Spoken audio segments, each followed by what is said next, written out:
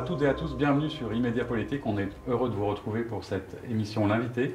Aujourd'hui, je reçois avec grand plaisir Étienne Taponnier, qui est le directeur régional Auvergne-Rhône-Alpes de l'ADI. Bonjour. Merci de nous retrouver. Merci de votre invitation. Alors, l'ADI, tout le monde ne connaît pas.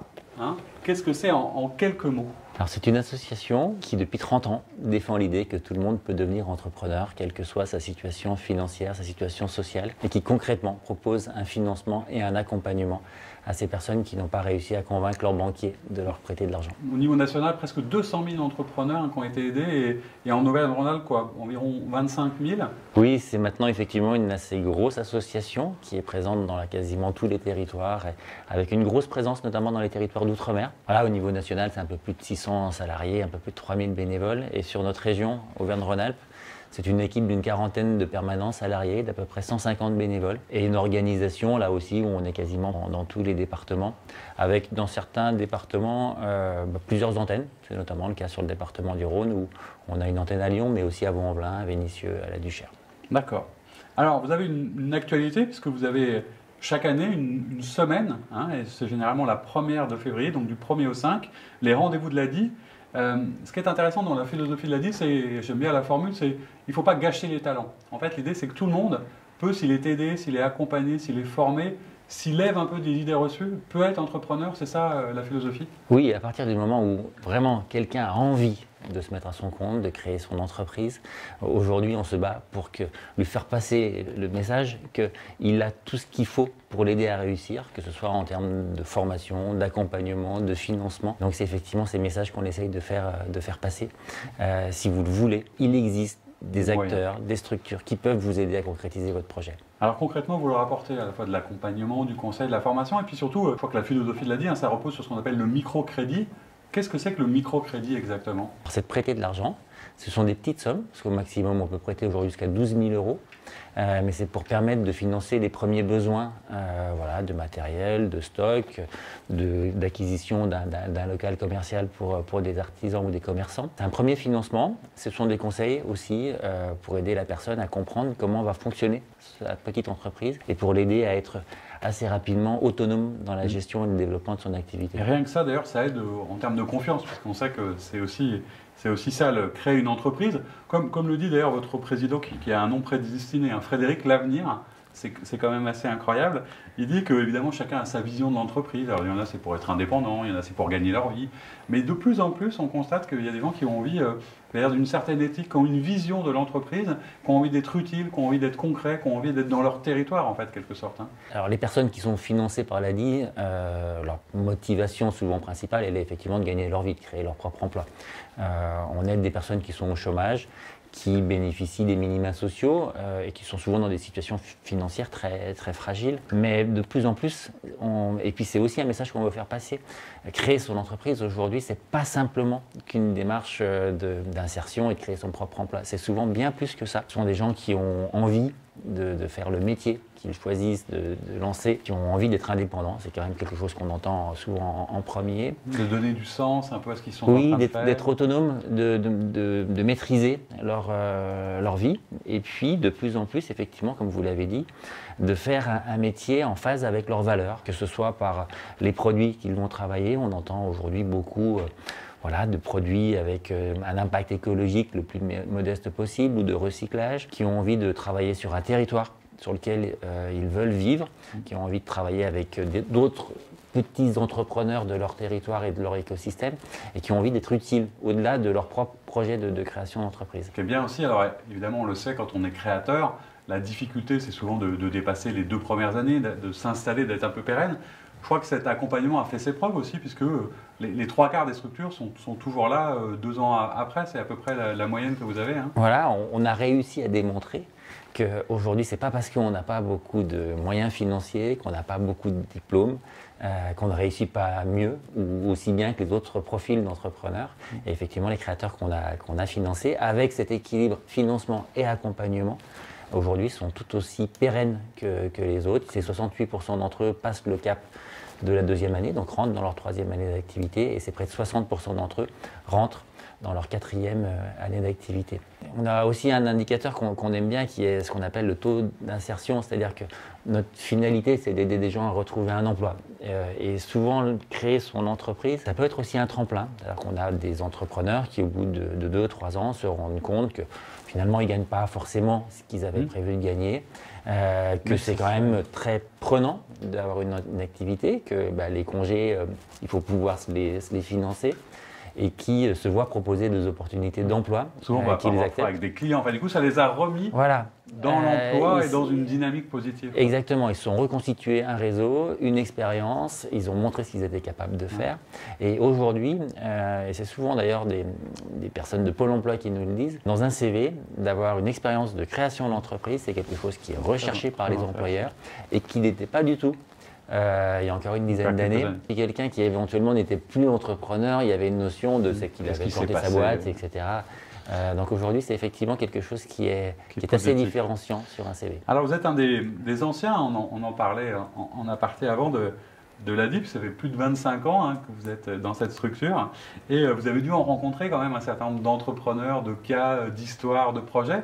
Est-ce qu'il y en a un ou deux comme ça qui vous viennent en tête, qui vous ont un peu marqué, qui pourraient illustrer un petit peu comment on les accompagne et sur quoi ils travaillent? Alors je pourrais en citer deux. Un, alors que j'ai eu la chance de rencontrer il y a assez peu de temps, qui est Loïc, qui a créé une activité assez atypique de fabrication et de création de dômes géodésiques. Donc ce sont des cabanes en bois, en fait, avec l'utilisation de matériaux écologiques et nobles. C'est un jeune homme qui a fait des études plutôt dans le domaine un peu technique, dans le domaine du bâtiment, qui après un stage chez un fabricant de yourtes a été assez fasciné par ce savoir-faire, a de lui-même cherché à compléter son expérience en faisant des stages chez des menuisiers, chez des charpentiers. Et très attaché à son territoire, il habite au fin fond de la vallée de la Drôme, à Recourt-Beaugensac, à côté de Die. De fil en aiguille, il a proposé au camping du village de faire une première cabane en bois, un dôme géodésique. Devant le succès, progressivement, il a eu d'autres campings qui l'ont sollicité. Aujourd'hui, ça fait partie des créateurs auxquels on a un petit peu mis en lumière en 2020. Il a une activité qui se développe et qui correspond tout à fait au choix de mode de vie. Oui, qui est dans l'air du temps. En plus, il y a vraiment une logique territoire, environnement. Il voulait faire un métier passion. Il voulait faire un métier qui ait du sens pour lui. Il voulait vivre dans son territoire, travailler avec des artisans qu'il a réussi à mobiliser autour de lui. Et aujourd'hui, quand on l'entend parler, on sent que c'est quelqu'un qui est très épanoui dans sa vie et dans sa vie professionnelle. Aligné, quoi, on va dire. Voilà. Et l'autre personne auquel vous pensez ? Je les ai recroisés plus récemment dans un contexte quand même très difficile. Ce sont des créateurs d'entreprises que j'ai eu la chance de rencontrer il y a plus de 20 ans, qui ont créé un atelier boutique de création de vitraux. Leur boutique s'appelle L'Artelier, c'est rue du Bœuf, dans le 5e à Lyon. Les premiers temps ont été quand même très difficile pour eux. D'une part, le quartier Saint-Jean n'avait pas la notoriété et la dynamique touristique. Et aujourd'hui, bon an, mal an, grâce notamment aussi à des grands restaurants qui se sont créés autour de chez eux, ils ont une activité de création pour une clientèle internationale. Ils sont partis vraiment de rien. Ça fait plaisir. Ils ont un salarié qui travaille avec eux. Et c'est vrai que cette crise sanitaire qu'on a traversée, on les a accompagnés du mieux qu'on a pu, mais Stéphanie me disait, on a l'impression d'être quasiment reparti à zéro. Oui, j'allais venir sur cette crise, effectivement, parce que là, on parle des choses positives, de ce qui se passe bien, etc., mais il est évident qu'on ne peut pas faire comme si c'était rien passé. En 2020, pour un certain nombre de chefs d'entreprise, il y a eu des difficultés. Ils en sont où c'est-à-dire vos clients, alors parce que vous les appelez comme ça, ce n'est pas des adhérents, ce n'est pas des bénéficiaires, c'est des clients. Oui. Ils en sont où en 2020 C'est quoi un peu le tableau d'effectifs, la revue d'effectifs, et puis surtout, de quoi ils auraient besoin pour 2021 et qu'est-ce que vous allez leur proposer du coup? Ça a été quand même dramatique pour beaucoup d'entre eux, notamment pour ceux qui s'étaient lancés, pour revenir à Stéphanie et Julien, même s'ils ont une baisse de chiffre d'affaires de 95%, Stéphanie me disait, on a quand même aujourd'hui réussi à se faire un peu de trésorerie, on va s'en sortir. Pour des gens qui s'étaient lancés il y a quelques mois ou quelques années, qui n'avaient parfois pas suffisamment d'historique pour simplement pouvoir bénéficier des aides qui ont été mises en place par le gouvernement, parce qu'il fallait justifier une baisse de chiffre d'affaires pour des gens qui s'étaient lancés en 2019. C'est difficile de justifier et donc de rentrer dans les cases pour pouvoir bénéficier des fonds d'urgence ou de solidarité qui ont été créés. Plus dur pour les nouveaux, on va dire. Voilà, et donc ça a été assez terrible. On est globalement aujourd'hui d'une part assez fiers du formidable travail qu'ont fait les conseillers et les bénévoles de l'association. Dès 2 jours après le premier confinement, on a décidé que notre priorité c'était avant tout d'essayer de les aider à tenir. Donc un à un, on les a appelés pour prendre de leurs nouvelles, pour voir ce qu'on pouvait faire pour eux, pour leur expliquer les dispositifs qui commençaient un petit peu à se mettre en place, pour interpeller aussi les pouvoirs publics quand on identifiait vraiment des trous dans la raquette. Et que... Justement, il y en a un ou deux, vous faites des propositions un peu pour le gouvernement, pour leur dire, bah là, il faut être attentif à ça, il faudrait cibler plus précisément. Oui, et beaucoup en s'appuyant sur des exemples.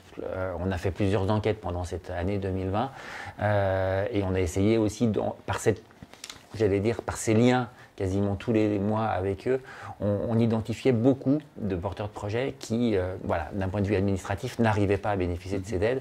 Et c'était souvent assez précieux pour pouvoir interpeller au niveau national les différents ministères pour faire des propositions. Et donc, globalement, alors c'est vrai que c'est un peu compliqué parce qu'on a certains secteurs d'activité qui sont plutôt bien sortis, commerce de proximité, certains artisans, dans la restauration rapide, donc on a certains entrepreneurs qui ont eu une année plutôt bonne, et puis d'autres qui ont été assez radicalement impactés.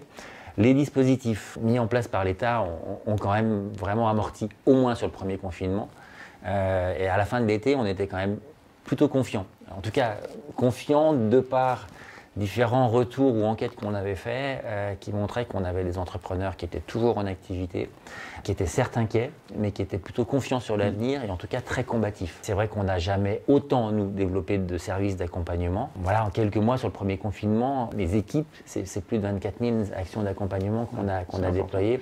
C'est le premier confinement.